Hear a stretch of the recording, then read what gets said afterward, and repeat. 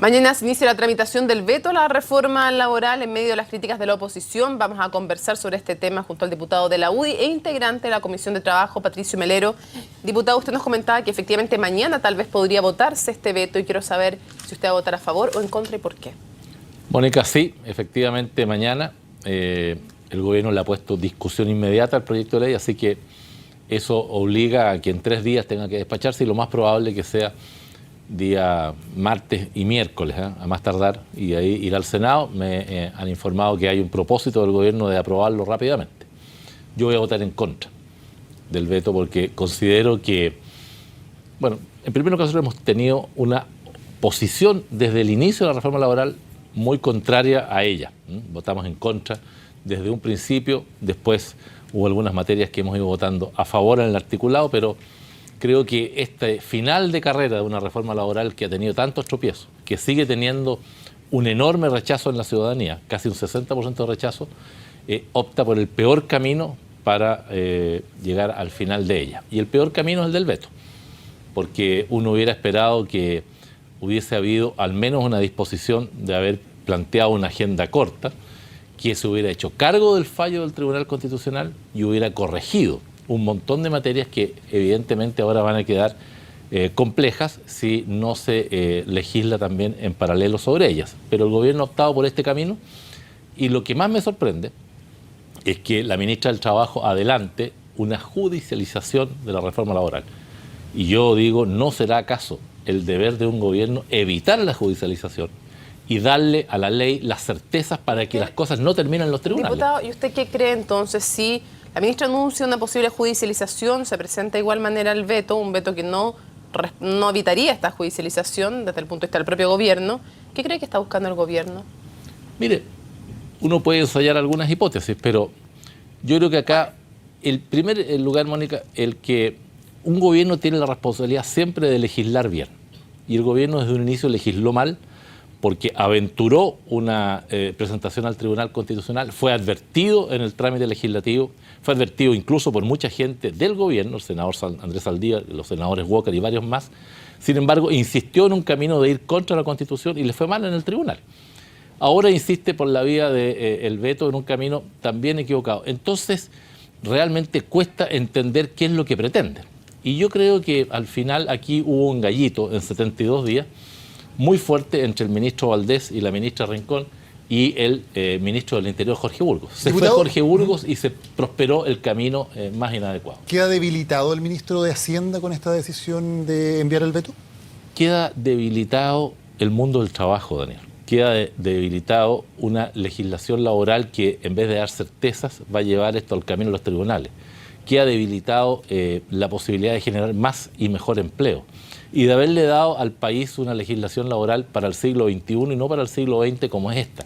Creo que se pierde una oportunidad. Ahora, en las componendas al interior del gobierno, yo creo que sin duda Rodrigo Valdés, el ministro de Hacienda, es el derrotado y creo que el factor que contenía estas materias, que era el ministro Jorge Burgos, hoy día el ministro Fernández no está mirando los efectos políticos. Y es bien paradojal que mientras el ministro de Hacienda, hace pocos días atrás, cita prácticamente a todo el gabinete, Mónica, para decirles que hay que cuidar la economía, que la mano viene difícil, que el crecimiento y la inversión están cayendo, que la productividad cae, y sin embargo hoy día toman una medida que va en el sentido opositor y contrario a lo que el ministro le ha dicho a su gabinete en estos días. ¿Y cómo lee entonces, diputado, la actitud del ministro Fernández? ¿Es que prefirió mantenerse fuera del tema o es que no tiene el poder suficiente para intentar imponer una postura dentro del gobierno?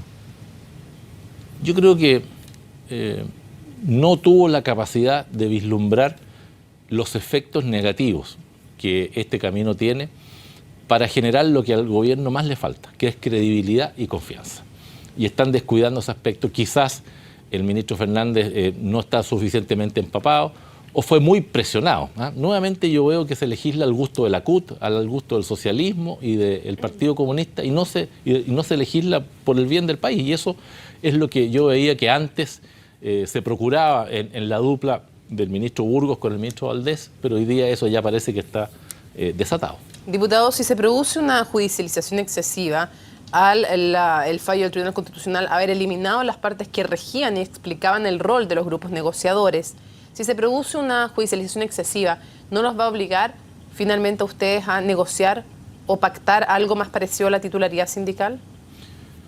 Mónica, no se puede negociar contra la Constitución. Yo he escuchado algunas declaraciones de los ministros diciendo que es responsabilidad de la oposición no haber negociado. Cuando a mí viene el ministro Valdés o la ministra Jimena Rincón y me dice que quisiéramos nosotros establecer una suerte de derecho preferencial de los sindicatos sobre los grupos negociadores.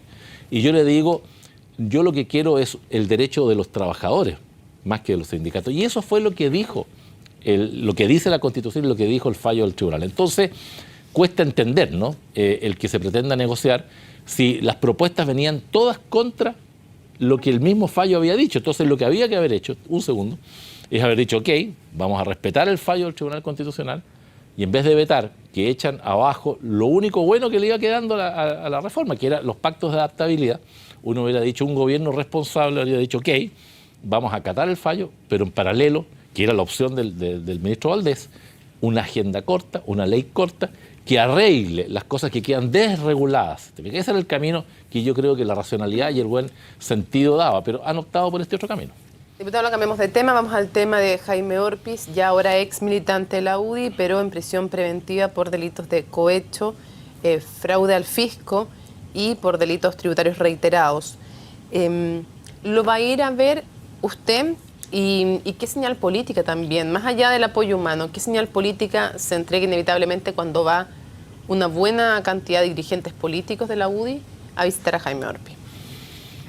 Bueno, en primer lugar, recordemos que Jaime Orpiz renunció a la UDI justamente porque él se daba cuenta que los hechos que lo tienen a él complicado hoy día, no quería él seguirle traspasando ese costo al partido. Pero otra cosa es que las personas vayamos a ver a alguien que está pasándolo muy mal, que está en desgracia. Y nosotros podremos ser políticos, pero antes que eso somos personas que tenemos un sentido humano. Y a la persona que está sufriendo y la está pasando mal la acompañamos. No dejamos votada a las personas en dificultad. De manera tal de que el que parlamentarios o dirigentes vayan a ver a Jaime Orpiz está en esa dimensión, Mónica. Y yo, de todas maneras, tengo pensado ir a verlo, porque creo que más allá de los hechos que lo han afectado, uno tiene que estar al lado de las personas que están hoy día cumpliendo prisión. Más allá del juicio, obviamente, crítico que tengo y que me parece una medida excesiva la que se le dio de llevarlo a la cárcel, me parece una medida cautelar que no se compadece con los hechos y espero que muy pronto pueda apelar a ella. Y en esa dimensión es que algunos van a ir a verlo. Pero, diputado, más allá del punto de vista judicial, porque obviamente si Orpiz es inocente o culpable lo determinan los tribunales, sí, desde el punto de vista político, un diputado que, por ejemplo, recibió 4.600.000 pesos mensuales entre 2009 y 2013 de una empresa, mientras intervenía en legislación que afectaba a esa empresa, ¿eso no requeriría al menos un juicio crítico desde el punto de vista político de un partido y no la solidaridad con el diputado que ejerció tales prácticas que ya veremos si son ilegales, pero al menos desde el punto de vista político parecen muy reprochables? La solidaridad es humana, no política, y como usted mismo lo ha dicho, Daniel, dejemos que los tribunales juzguen. El diputado Jaime Orpiz se va a defender del cohecho que se le acusa. Y se va a defender desde la perspectiva, como él mismo lo ha dicho, de que en muchas oportunidades votó incluso en contra del interés de la empresa. Él se dio el tiempo, ha revisado las 3.000 páginas de la discusión de la reforma laboral. Un tiempo atrás nosotros nos juntamos, un grupo de amigos con él, nos dijo, yo la única forma que tengo de agradecer esta solidaridad humana de ustedes es mi verdad. Y nos entregó una carpeta con todo lo que él ha trabajado. Entonces, dejemos, Daniel, que los tribunales evalúen eso. Démosle el derecho a él a que se defienda en el juicio oral para tratar de demostrar su inocencia y acompañémosle humanamente a él y a su familia en un momento de mucha aflicción. Diputado, solo para cerrar, usted acaba de decir que tiene una crítica con respecto a cómo han actuado los tribunales en este caso. ¿Tiene alguna crítica a cómo actuó Jaime Orpiz como senador de la UDI en los temas por los cuales se les investiga judicialmente? Exactamente en los mismos términos, Daniel, que él mismo lo ha reconocido. Él ha dicho con mucha claridad que cometió graves y complejos errores en la forma como buscó el financiamiento de su campaña y su déficit, y eso él lo reconoce. Y con la misma fuerza que reconoce lo mal que hizo eso, es con la misma fuerza que clama su inocencia en materia del cohecho. Y una paradoja, o una señal. En la zona donde el senador Jaime Orpiz es senador, en Arica y en Iquique, triunfaron los dos candidatos de la UDI en las alcaldías de las primarias. Delitos, no errores. dejemos que los tribunales lo determinen. Diputado, muchísimas gracias Muchas por gracias. acompañarnos en CNN Chile. Muchas gracias, Daniel. Que esté muy bien. Entonces,